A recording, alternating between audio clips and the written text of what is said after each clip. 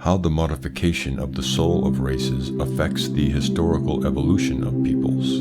The influence of foreign elements at once transforms the soul of a race and, in consequence, its civilization. Example of the Romans. Roman civilization was not destroyed by military invasions, but by the Pacific invasions of the barbarians. The barbarians never formed the project of destroying the empire. Their invasions were not of the nature of conquests. The early Frank chiefs always considered themselves to be functionaries of the Roman Empire. They always respected Roman civilization, and their aim was to continue it. It was only from the 7th century onwards that the Gaelic barbarian chiefs ceased to consider the emperor as their superior.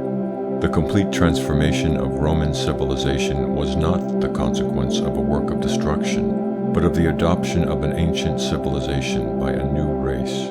The modern invasions of the United States, the civil strife and the breaking up of the United States into independent and rival states to which these invasions will lead, the invasion of France by foreigners and their consequences.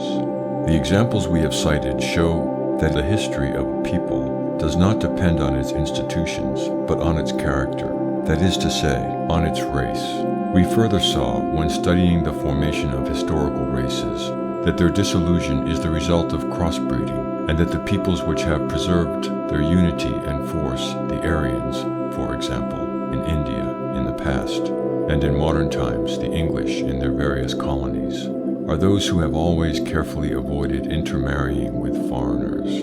The presence in the midst of a people of foreigners, even in small numbers, is sufficient to affect its soul, since it causes it to lose its capacity for defending the characteristics of its race, the monuments of its history, and the achievements of its ancestors.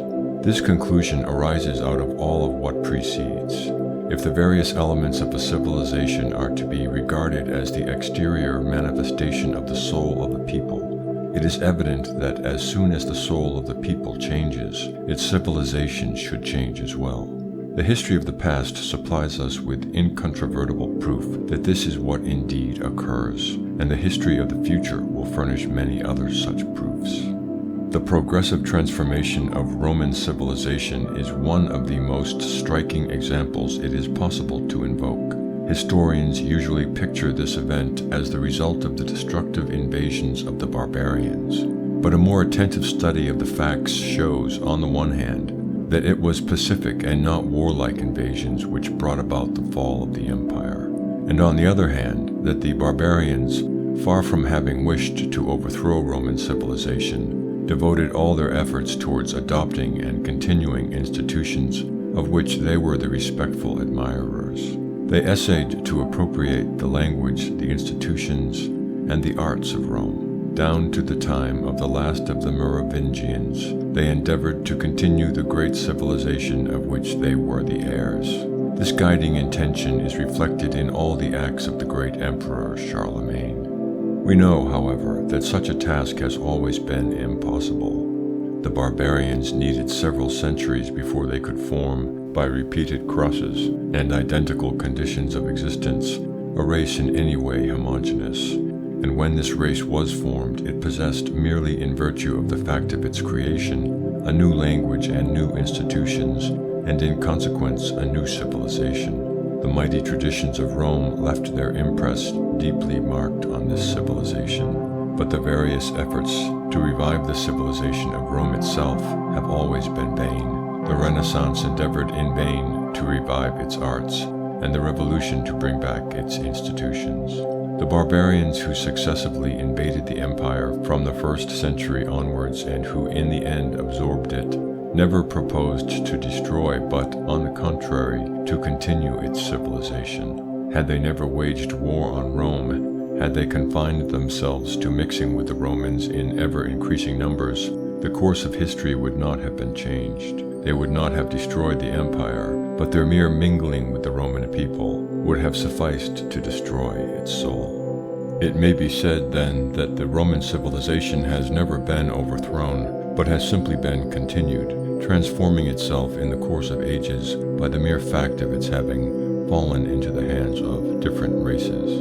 A glance at the history of the barbarian invasions is amply sufficient to justify what precedes. The labors of modern scholars, and particularly those of Fustel de Coulanges, have clearly shown that it was the pacific and not the aggressive invasions of the barbarians.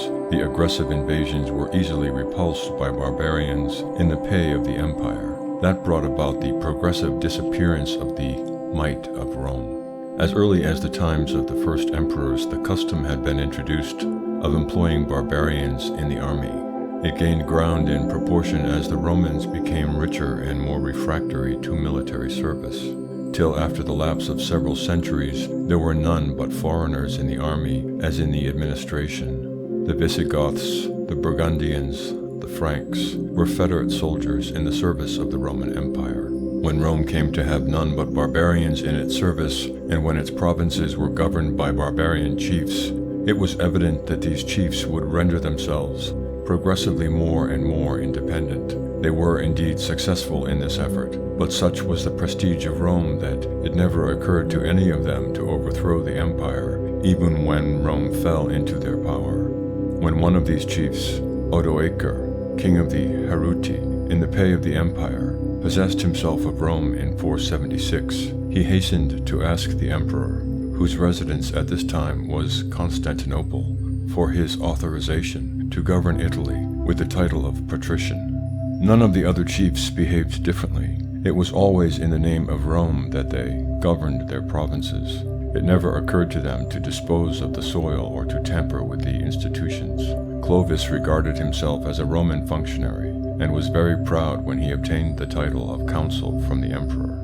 30 years after his death, his successors still accepted the laws promulgated by the emperors and considered themselves bound to see that they were observed. The beginning of the 7th century must be reached before the barbarian chiefs of Gaul are found to venture on issuing money bearing their own effigy. Until then, their coins had always borne the effigy of the emperors. It is only from this period onwards that it can be said that the Gaelic population ceased to regard the emperor as their chief. In fact, the historians make the history of France begin 200 years too soon, and accord us some 10 kings too many.